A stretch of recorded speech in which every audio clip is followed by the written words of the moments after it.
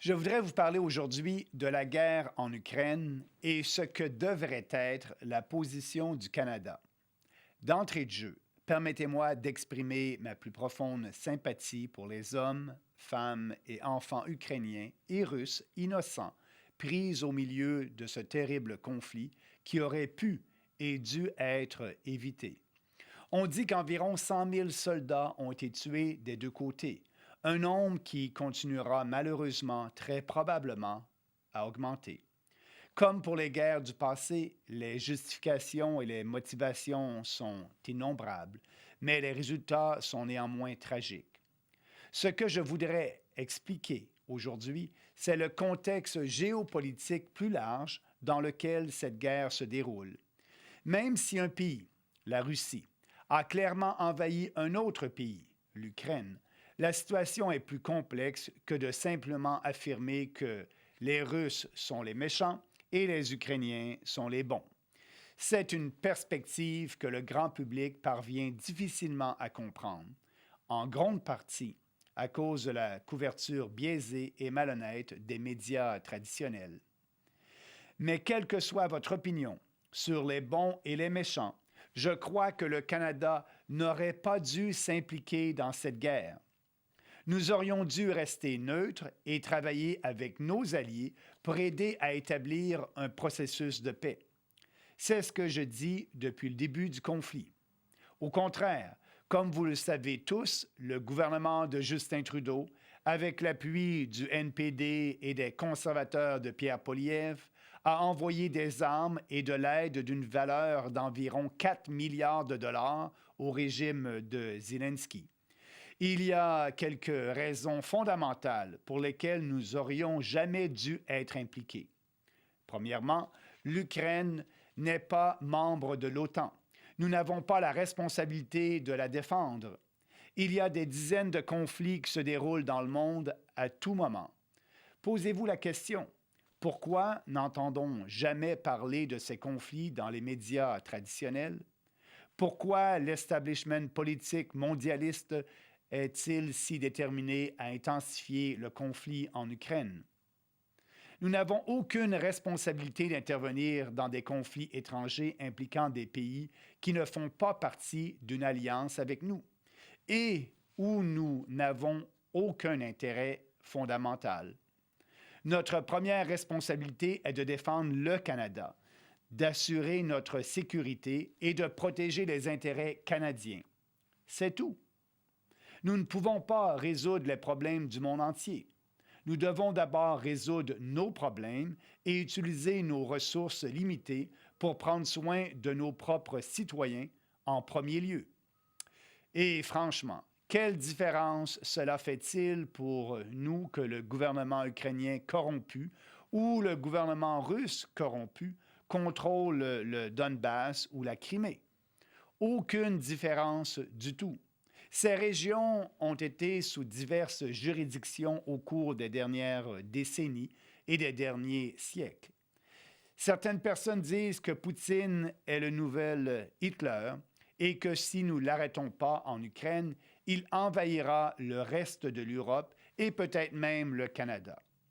Ces personnes m'accusent d'être un Neville Chamberlain contemporain, lui qui pensait naïvement pouvoir apaiser Hitler. C'est absurde. L'économie russe est à peu près de la même taille que l'économie canadienne. La Russie est à peine capable de garder le contrôle de quelques territoires peuplés principalement par des russophones qu'elle a conquis. Elle n'a absolument pas la capacité d'envahir et d'occuper les pays de l'OTAN, et son armée serait rapidement détruite si elle essayait. Défendons-nous la démocratie? Pas vraiment. L'Ukraine est un pays instable et loin d'être un modèle de démocratie. Il y a eu un coup d'État en 2014 qui a évincé un président pro-russe.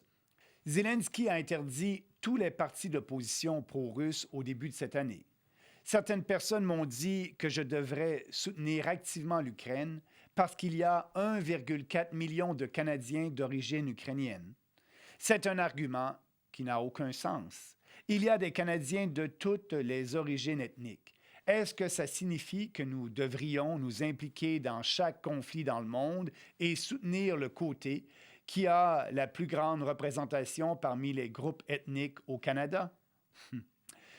La politique étrangère du Canada devrait être fondée sur les intérêts nationaux du Canada et non sur la loyauté de certains Canadiens envers le pays d'où eux ou leurs ancêtres sont originaires.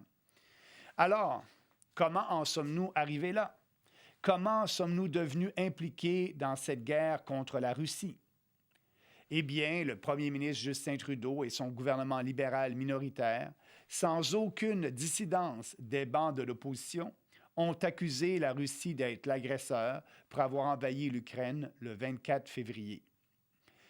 Ils ont fait de la Russie un ennemi du Canada malgré les nombreuses preuves apportées par des observateurs indépendants aux États-Unis et en Europe, selon lesquelles Moscou n'est pas le seul responsable du déclenchement de cette guerre. Cette attitude est imprudente, irresponsable et a miné la réputation de longue date du Canada en tant que moyenne puissance en faveur du rétablissement et du maintien de la paix sur la scène internationale. Le rétablissement de la paix exige que l'on tienne compte des préoccupations, des menaces et des intérêts réels en matière de sécurité des parties en conflit, sans préjuger et sans diaboliser un côté tout en soutenant l'autre. Prenons un moment pour examiner cette question du point de vue de la Russie. Tout d'abord, je tiens à préciser que je n'ai aucune sympathie pour Vladimir Poutine. C'est un tyran brutal qui a emprisonné et très probablement tué certains de ses opposants politiques et censuré les médias de son pays. Ses valeurs ne sont pas les miennes, mais cela ne signifie pas qu'il est fou et que ses arguments doivent être entièrement rejetés. Selon lui, l'invasion de l'Ukraine par la Russie ou l'opération militaire spéciale, comme il l'appelle, est une réponse à la dégradation de la situation sécuritaire de la Russie. Celle-ci résulte de l'expansion de l'OTAN vers l'Est et du fait que les troupes et les missiles de l'OTAN se rapprochent de plus en plus de la frontière russe. Cette expansion vers l'Est a été décrite comme une menace existentielle par la Fédération russe à de nombreuses reprises, comme lors de la conférence sur la sécurité de Munich en 2007, lorsque le président Poutine a fait part de son inquiétude au monde occidental. Permettez-moi de citer les mots de George Kennan, qui nous a mis en garde contre l'expansion de l'OTAN. Kennan était un diplomate, un historien, et il a été ambassadeur des États-Unis à Moscou pendant l'ère soviétique. Il est également le père de la politique d'endiguement adoptée par l'Occident à l'égard de l'Union soviétique pendant la guerre froide. En réponse au vote du Sénat américain en mai 1998, approuvant l'expansion de l'OTAN vers l'Est après la fin de la guerre froide et l'effondrement de l'Union soviétique, Kennan a déclaré ceci, et je cite, « Je pense que c'est le début d'une nouvelle guerre froide. C'est une erreur tragique. Personne ne menaçait personne d'autre. J'ai été particulièrement gêné par les références à la Russie en tant que pays qui n'attend que d'attaquer l'Europe occidentale. Les gens ne comprennent-ils pas? Nos différences durant la guerre froide étaient avec le régime communiste soviétique. Et maintenant, nous tournons le dos à ceux-là même qui ont organisé la plus grande révolution sans infusion de sang de l'histoire pour renverser ce régime soviétique. C'est évident qu'il y aura une réaction négative de la part de la Russie. Et ceux qui soutiennent l'expansion de l'OTAN diront alors « Nous vous avons toujours dit que les Russes étaient comme ça. » Mais c'est tout simplement faux. Fin de la citation. C'est ainsi que George Kennan prédisait, il y a près d'un quart de siècle, ce qui pourrait arriver. Nous savons que ce qui s'est passé depuis. En 2014, un coup d'État a eu lieu à Kiev avec le soutien de l'administration Obama, qui a chassé du pouvoir un président pro-russe élu. En réponse, la Russie a envahi la péninsule de Crimée, qui, soit dit en passant, n'avait été donnée à l'Ukraine par le gouvernement soviétique qu'en 1954 et était peuplée principalement de Russes. Depuis lors, des conflits ont également éclaté dans le Donbass, la région orientale de l'Ukraine, également peuplée principalement par de russophones. Il est très difficile d'avoir une description objective de la situation. Mais j'ai lu que l'Ukraine avait adopté des lois discriminatoires à l'égard des russophobes, que certains de ces Ukrainiens russophobes, peut-être encouragés par la Russie, voulaient se séparer de l'Ukraine et rejoindre la Russie, que des unités militaires ukrainiennes néo-nazies ont persécuté les russophones et que la région a été bombardée, faisant de nombreuses victimes. Selon des observateurs indépendants en Ukraine, comme le colonel Jacques Beau, officier de renseignement militaire suisse, les bombardements ukrainiens sur le Donbass ont été multipliés par 40 à la mi-février 2022, tandis que quelques 50 000 soldats ukrainiens à la fin de 2021 étaient déployés dans le sud du pays en vue d'une offensive au printemps. Je suis sûr que dans un débat entre un expert pro-Ukraine et un expert pro-russe, nous pourrions ajouter de nombreuses autres raisons de blâmer un côté ou l'autre. Mais ce que je veux dire, c'est que nous n'entendons presque jamais la version russe de l'histoire, puisque tous les gouvernements occidentaux et presque tous les médias occidentaux soutiennent explicitement l'Ukraine. La presse occidentale parle beaucoup des discours de Poutine lorsqu'il affirme que l'Ukraine n'est pas un vrai pays, que la chute de l'Union soviétique a été un désastre pour la Russie et qu'il veut redonner à la Russie sa gloire d'antan en tant que superpuissance mondiale. Cela fait probablement partie de ses motivations pour attaquer l'Ukraine. Mais pourquoi n'entendons-nous jamais parler du bombardement de Donbass par l'Ukraine et de la perspective russe selon laquelle il devait aider les russophones dans cette région et de la crainte des Russes d'être encerclés par l'OTAN? Sommes-nous absolument sûrs que la Russie est entièrement à blâmer et que l'Ukraine n'est qu'une victime? Mais moi, en tout cas, je ne suis pas sûr et j'en doute. Le mois d'octobre dernier a marqué le 60e anniversaire de la crise des missiles de Cuba, qui a amené les États-Unis et l'ancienne Union soviétique au bord d'une confrontation nucléaire. Elle a été évitée et une désescalade a suivi parce que les dirigeants des deux pays, le président Kennedy et le premier ministre Khrouchtchev, ont reconnu le lourd fardeau qui leur était imposé à l'ère nucléaire. Ils ont compris que la guerre entre puissances nucléaires est une folie et qu'il ne peut y avoir aucune excuse pour une juste guerre à l'ère des armes nucléaires. Aucun président américain, à l'époque ou depuis, n'accepterait une menace pour la sécurité américaine telle que celle que représentaient les missiles à Cuba. Et le président Kennedy a été poussé à prendre des mesures pour que ces missiles soient retirés immédiatement. De même, aucun dirigeant russe n'accepterait ou ne permettrait qu'un pays situé à ses frontières, aussi proche que Cuba ou le Mexique le sont des États-Unis, soit transformé en une plateforme de l'OTAN pour des armes conventionnelles et nucléaires pointées sur la Russie. Comment se fait-il que notre responsabilité première et la plus urgente pour assurer la paix à l'ère nucléaire ait été mise de côté et qu'au lieu de cela, nous soyons témoins de l'imprudence avec laquelle l'Occident a fait monter les enchères en Ukraine en ne tenant pas compte des avertissements de Moscou? L'Occident a délibérément ignoré la ligne rouge de la Russie, comme l'ancienne Union soviétique l'a fait en ignorant la ligne rouge américaine en installant des missiles à Cuba. Dans les années 1990, il a été question que la Russie devienne un jour membre de l'OTAN. Le président Poutine lui-même n'a pas exclu cette possibilité en 2000. Mais au lieu d'écouter l'autre partie et de prendre des mesures pour rassurer les Russes, nous avons tout gâché et fait d'eux des ennemis. Nous les avons poussés dans les bras des Chinois.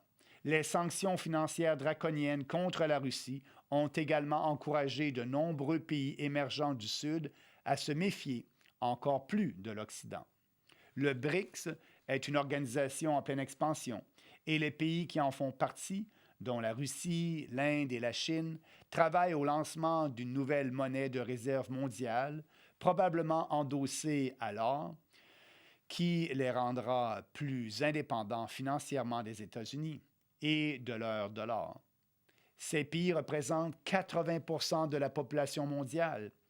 Lorsque le dollar s'effondrera en tant que monnaie de réserve mondiale, les États-Unis perdront leur statut d'unique superpuissance. L'Occident n'est pas le monde entier. Au contraire, il est de plus en plus isolé. Nous sommes en train de passer d'un monde unipolaire dominé par les États-Unis à un monde multipolaire avec d'autres puissances émergentes. Soutenir l'Ukraine n'aide pas l'Occident. C'est pousser le reste du monde à former une coalition contre nous. Nous sommes voisins des États-Unis, nous dépendons entièrement d'eux pour défendre notre continent et nos économies sont étroitement liées. De manière réaliste, nous n'avons pas d'autre choix que d'être dans leur camp, mais nous n'avons pas besoin de les suivre dans chacune de leurs interventions militaires étrangères irréfléchies. Permettez-moi de rappeler ici les paroles de Lester B. Pearson, alors qu'il était secrétaire d'État aux Affaires étrangères dans le gouvernement libéral du premier ministre Louis Saint-Laurent, lors de la cérémonie de signature du traité de l'Atlantique Nord à Washington le 4 avril 1949. Il a déclaré, et je cite, « Ce traité n'est pas un pacte de guerre, mais un gage de paix et de progrès. » Le traité de l'Atlantique Nord, selon le gouvernement canadien lors de la formation de l'OTAN, a été conçu pour répondre aux défis de sécurité de la guerre froide dans une Europe divisée à la fin de la Seconde Guerre mondiale. Mais après la fin de la guerre froide, le traité a été détourné de son but pour rassembler les membres de l'OTAN sous le commandement des États-Unis dans des opérations de changement de régime et des guerres dans les Balkans, en Serbie à propos du Kosovo, en Irak, en Liban et en Syrie, en Géorgie et en Ukraine. Les gouvernements canadiens, tant sous la direction de premiers ministres libéraux que conservateurs, ont toutefois démontré à l'occasion leur réticence et leur opposition à se joindre à de telles coalitions lorsqu'ils n'étaient pas dans l'intérêt national du Canada. Le premier ministre Jean Chrétien a rejeté la participation du Canada à la guerre en Irak en 2003 parce que le Conseil de sécurité n'avait pas autorisé le recours à la force militaire contre l'Irak. De même, les premiers ministres Pearson et Pierre Trudeau n'ont jamais envisagé d'apporter un soutien militaire aux États-Unis dans la guerre du Vietnam, au plus fort de la guerre froide. Le leadership canadien a contribué à désamorcer la crise de Suez dans les années 1950, au lieu de jeter de l'huile sur le feu comme le fait le gouvernement canadien dans la crise actuelle en Ukraine. À la fin de la guerre froide, le premier ministre Brian Mulroney a retiré entièrement la présence militaire du Canada en Europe.